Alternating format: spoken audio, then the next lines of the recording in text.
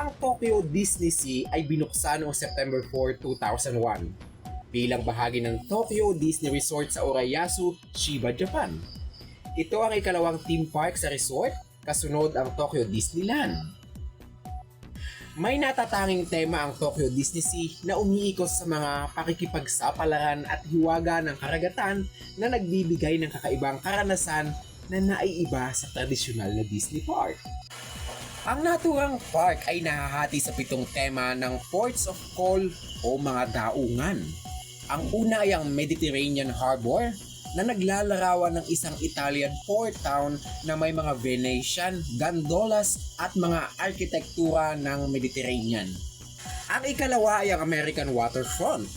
May inspirasyon mula sa mga tanawin ng East Coast ng Amerika tulad ng New York City at isang New England fishing village.